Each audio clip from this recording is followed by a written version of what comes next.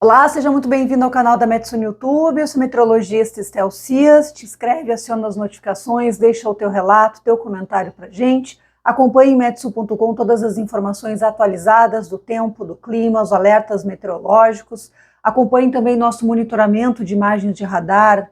Você pode acompanhar também o monitoramento de raios, é conteúdo gratuito, é conteúdo aberto. E você também, se precisar de um laudo, preencha aqui o formulário Laudos e a Metsu entra em contato com você. Antes de começar o vídeo, o tema desse vídeo é frio, é um tema diferente do que a gente tem falado aí bastante em metsu.com. Em nome de toda a equipe, nossa solidariedade aí ao sudeste do Brasil, a população do Rio de Janeiro, Espírito Santo, parte de Minas Gerais, que tem sofrido tanto com esse excesso de chuva, que infelizmente se confirmou, um cenário que a gente não gostaria de ter que falar disso, mas é uma condição atmosférica, né, dentro de um padrão que se repete no começo de outono. Então, a gente está aqui atento, olhando as imagens, torcendo para que todo mundo fique bem. Bom, vamos falar então de uma pergunta recorrente que a gente tem escutado demais nas redes sociais, se o frio desse ano vai ser rigoroso, se o inverno, o outono será rigoroso, quando é que vem o primeiro frio, quando é que vem a primeira geada. Não são perguntas fáceis de responder. Nós temos uma condição de oceanos muito peculiar em 2024, diferente de anos anteriores, mas uma forma de se prever a condição atmosférica em semanas para frente ou meses é o que a gente chama de análogos climáticos, que é uma técnica usada por meteorologistas americanos de buscar na história climática anos que tiveram alguma situação semelhante, seja na chuva, seja mesmo nos eventos de El Niño e Laninha, e buscar entender o que aconteceu naquele período e que pode vir a se repetir agora. Buscando essa semelhança, essa similaridade de 2024, os americanos encontraram 2 anos aí possíveis, 1973 e 1998. E nós vamos ver o que aconteceu nesses 2 anos e que pode vir a acontecer também agora em 2024. Claro que uma coisa é a previsão do tempo no dia a dia, que a gente fala, alerta, diz onde vai chover, quanto vai ser a temperatura. Outra condição é a previsão climática, a projeção de clima, a tendência climática, que a gente trabalha mais com anomalias, ou seja, o quanto que a temperatura vai ficar acima ou abaixo da média, o quanto que será que vai chover mais ou menos do que o normal. Então são formas diferentes de tratar. Não tem como hoje, em março, eu falar como vai ser julho, dia 10 de julho, ou as férias escolares na segunda metade de julho, se vai ter neve, se vai ter frio. Não temos ainda técnicas e ferramentas para fazer isso. A gente pode dizer se julho tem uma tendência de ser mais ou menos frio do que o normal, vai depender de outras condições, como o Laninha, que está evoluindo. Dito isso, vamos olhar os oceanos, que é uma condição importantíssima quando a gente fala em termos de clima. E olhando a peculiaridade que eu queria falar de 2024, a gente olha esse mapa, ó, vejam só, aqui está a América do Sul, Oceano Atlântico, Oceano Pacífico, aqui a região da Ásia. O que a gente vê em todos os oceanos, Índico, Pacífico, no Oceano Atlântico, todos eles? A predominância desse tom em amarelo, tem umas manchas brancas, que seria a normalidade, mas ainda predomina essas manchas em amarelo e laranja, essas cores quentes, que indica que os oceanos estão mais quentes do que o normal. Aqui eu peguei a projeção de um mês, a anomalia de um mês, o quanto que a temperatura no oceano ficou acima ou abaixo da média, nesse período de 18 de fevereiro a 16 de março, é a última medição mensal que a gente tem, e isso aqui é dados da NOAA, Agência de Oceano e Atmosfera dos Estados Unidos, Administração de Oceano e Atmosfera dos Estados Unidos, e é o que a gente vê isso, essa peculiaridade dos oceanos ainda passaram todo praticamente 2023 com águas mais quentes e segue em 2024, então isso é algo que não tem similaridade no clima, nas condições passadas, mas aí olhando os anos que começaram com El Niño forte e evoluíram para um quadro de Laninha, a gente encontra isso na história climática, e 78, 73 e 98 estão dentro desses anos que isso aconteceu. E aqui a projeção do que deve acontecer, aqui é a projeção para o mês de junho de 2024, a projeção de como é que vai ser a temperatura, né, do Oceano Pacífico Equatorial, águas superficiais do Oceano Pacífico Equatorial, olha, devem evoluir, olha, vou botar aqui para vocês verem a diferença. Como está agora, nesse último mês, e como poderá estar no mês de junho. Uma evolução rápida para águas mais aquecidas, para um período de águas mais frias.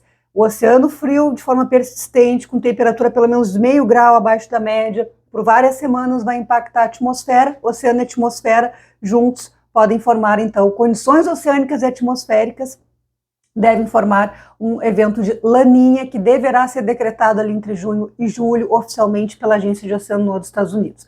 Então, esse é o quadro que nós temos previsto para 2024. Na história climática, vamos olhar, então, vamos começar olhando aqui para o ano de 1973 e 1998. Aqui como é que foi o comportamento da temperatura em abril de 73 e também em abril de 1998. Vocês vão ver que não é fácil. Em abril de 73, a temperatura no sul do Brasil ficou acima da média, 1 a 1,5 graus acima da média. Já em abril de 1998, tivemos temperatura abaixo da média, foi mais frio do que o normal, e nós temos aqui 1,5 graus. Então, situações bem distintas em 1973 e 98. E olhando também um outro ano que teve situação parecida, que foi 2016, nós tivemos o Super El Niño de 2015 para 2016, e depois evoluímos para o Laninha, que ficou 3 anos praticamente influenciando o clima mundial. E aí nós temos aqui em maio de 2016, em junho de 2016, como é que foi o padrão de temperatura. Em maio de 2016, a temperatura ficou abaixo da média aqui no Rio Grande do Sul, em parte de Santa Catarina. Em junho de 2016, Mato Grosso do Sul, São Paulo e os estados do Sul tiveram temperatura abaixo da média histórica.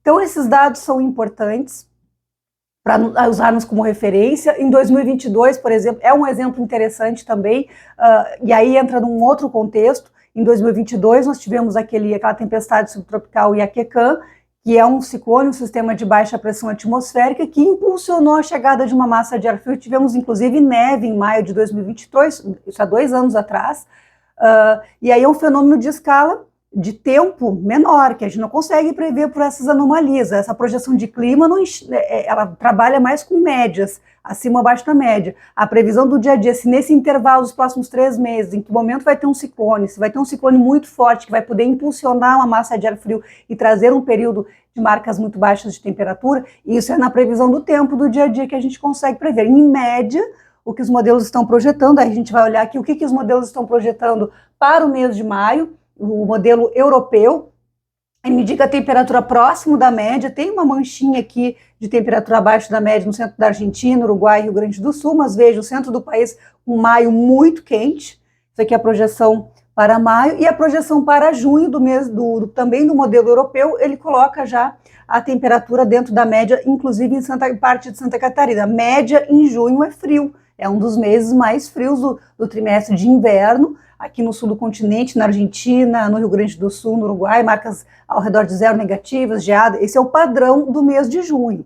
Então, o que a Metsul avalia de todos esses dados, esse compilado de dados, dessa comparação dos análogos, com a projeção que está acontecendo, da condição oceânica que nós temos para evoluir ao longo de 2024, é que provavelmente a gente vai ficar muito próximo da climatologia, em que a segunda metade de maio tende a ter a incursão, a chegada de massas de ar frio um pouco mais intensas, e aí trazendo marcas de 1 dígito para Porto Alegre, por exemplo, interior do estado com temperatura mais baixa, possivelmente algum evento de geada. Junho tem uma expectativa de ser realmente um mês mais frio e que possa ter aí ondas de frio mais intensas.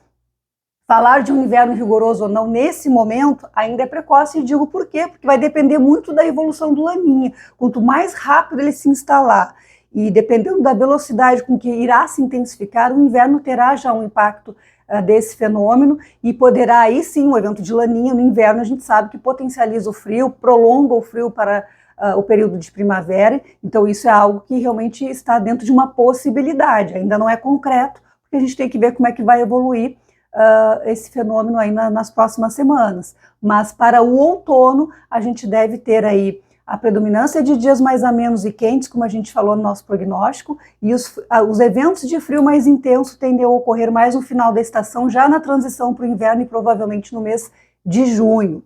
Claro, isso numa tendência, de forma, no dia a dia, algum evento pode escapar disso que a gente enxerga de análogos, de projeção. A gente mostrou ali a diferença de 73 para 98, em 1998 tivemos um abril mais frio, não é o que se desenha. A gente olhando a previsão semana a semana para o mês de abril, nós devemos ter ali no dia 18 de abril a chegada de uma massa de ar frio não muito intensa, e depois no final do mês lá pelo dia 30, isso pode mudar, mas é o que a gente enxerga hoje. Então, vai ter declínio da temperatura, como a gente teve no final de semana, episódios de frio mais leve devem acontecer. Essa alternância de temperatura é típica de outono, mas um frio polar, intenso, com marcas próximas de zero, com alguma condição para fenômenos de inverno, como a geada, ou quem sabe até um evento de neve, provavelmente mais para o mês de junho. Então, essa é a condição que a gente enxerga hoje, são dados interessantíssimos. Lá em metsu.com tem todo o detalhamento, a gente fez uma pesquisa para Porto Alegre, por exemplo, para dar um exemplo desses anos que a gente comentou de analogia climática. Então, você pode fazer essa leitura aí e ver esses dados, e buscar também dados de outros anos. A gente também, perguntem aqui também, a gente vai ter a maior alegria em responder e atender todos os questionamentos. Eu também adoro frio, e não vejo a hora de ter um frio mais intenso chegando por aqui também. Então tá, uma excelente semana, tem vídeo, olha, preste atenção, tem vídeo da semana no final, no começo da noite do domingo, assista um vídeo, previsão aí para a semana, para o sul do Brasil, com detalhes da chuva, da temperatura, não deixe de acompanhar. Até mais.